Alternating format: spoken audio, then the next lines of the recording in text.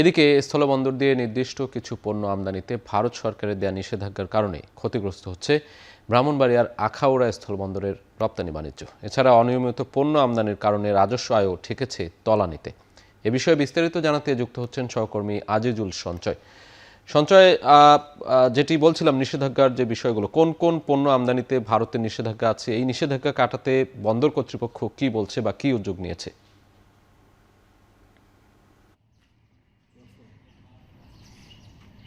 সাজিদ, তার আগে আপনাকে জানিয়ে রাখি, এই আখাউড়া স্থল বন্দরটি শতভাগ রপ্তানিমুখী বন্দর হিসেবেই পরিচিত, যেহেতু আসলে রপ্তানি বিপরীত আমদানি একেবারেই কম হয়।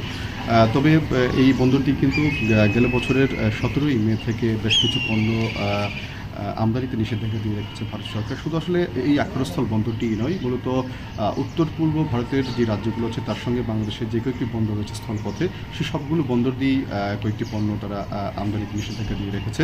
এবং এই নিষেধাজ্ঞার কবলে রয়েছে প্লাস্টিক ফার্নিচার, পিভিসি সামগ্রী, প্রক্রিয়াজাত খাবার, ফল এবং ফলের জুস, এসব। এটি ছাড়াও কিন্তু আরও কয়েকটি পণ্য আসলে এই নিষেধাজ্ঞার তালিকায় রয়েছে। এবং এই পণ্যগুলো আসলে এই আখাউড়াস্থল বন্দর দিয়ে যে পরিমাণ পণ্য রপ্তানি হয়, অর্থাৎ এইসব পণ্যর প্রায় 30% কিন্তু এই আখাউড়াস্থল বন্দর দিয়ে ভারতে রপ্তানি হয়। এবং এটি আসলে গেল বছর থেকে বন্ধ থাকার কারণে কিন্তু রপ্তানি বাণিজ্যের যেটি স্থবিরতা বা আসলে গতি না থাকা, সেটি কিন্তু এখন চলমান রয়েছে। যার ফলশ্রুতিতে কিন্তু আসলে এই যেটি আসলে অর্থবছর শেষ হয়েছে 2025-26 অর্থবছর, সেই অর্থবছরে খুব বেশি পরিমাণ রপ্তানির পরিমাণ বাড়েনি। যদি আসলে কিন্তু বলা হচ্ছিল যে, অর্থাৎ যেহেতু বিগত যেই অন্তর্বর্তী সরকার ছিল, সেই সরকার আমল থেকে ভারতের সঙ্গে একটি কূটনৈতিক টানাপোড়েন চলছিল। তবে নতুন সরকার, নির্বাচিত সরকার ক্ষমতা গ্রহণের পর থেকে কিন্তু আশা করা হচ্ছিল যে দুই দেশে যে কূটনৈতিক টানাপোড়েন ছিল সেটি অনেকাংশে কমে যাবে এবং এই যে কয়েকটি পণ্য আসলে নিষেধাজ্ঞার কবলে রয়েছে সেগুলো আলোচনার মাধ্যমে সমাধান করে আবারও এগুলো আসলে রপ্তানি ব্যাপারে উদ্যোগ নেওয়া হবে। তবে এখানকার যারা ব্যবসায়ী আছেন তারা বলছেন যে তারা দফায় দফায় কিন্তু স্থানীয়, অর্থাৎ যে কাস্টমস কর্তৃপক্ষ এবং স্থানীয় যে নেতৃবৃন্দ আছে তাদের সঙ্গে তারা কথা বলছেন, অর্থাৎ দুই দেশের উচ্চ পর্যায়ের আলোচনার মাধ্যমে যেন এগুলোর যেই নিষেধাজ্ঞাটি আছে সেটির জন্য প্রত্যাহার করা হয়, সেটির জন্য তারা দাবি জানিয়ে আসছিলেন।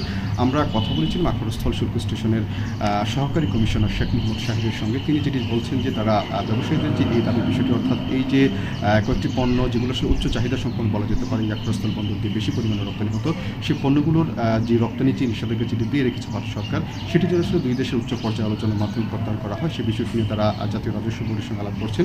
এবং শেখ শাহির আহমেদ বলেছেন যে তারা এনবিআর সঙ্গে কথা বলছেন, এনবিআর জন্য বিষয়টি সরকারের ঊর্ধ্বতন কর্তৃপক্ষের সঙ্গে যেন সেটি আলোচনার মাধ্যমে যেন এটি সমাধান করে, সে বিষয়টি নিয়ে যেন তারা কথা বলে। তবে আসলে এখনও পর্যন্ত কিন্তু এরকম কোনো ধরনের সুরা হয়নি, অর্থাৎ সেই রপ্তানি যেটি আসলে নিষেধাজ্ঞা যেটি চলছে সেটি কিন্তু এখন চলমান রয়েছে, যার ফলে আসলে রপ্তানি বাণিজ্য কিন্তু কিছুটা ক্ষতিগ্রস্ত হচ্ছে। এদিকে কিন্তু যে বন্দরে যে আমদানি বাণিজ্য সেটিও কিন্তু সেটির অবস্থা কিন্তু একেবারেই নাজুক অবস্থা, অর্থাৎ গেল 7-8 মাস ধরে কিন্তু কোনো পণ্যই আসলে ভারত থেকে আমদানি হয়নি, যার ফলে সরকারের যে রাজস্ব হারে কিন্তু আদায় হচ্ছে। সেটি আমার কাছে এই ছিল আখাউড়াস্থল বন্দরের আমদানি রপ্তানি বাণিজ্য সংক্রান্ত সবচেয়ে। সঞ্চয়, আপনাকে ধন্যবাদ। সহকর্মী আজিজুল সঞ্চয় যুক্ত ছিলেন ব্রাহ্মণবাড়িয়া থেকে।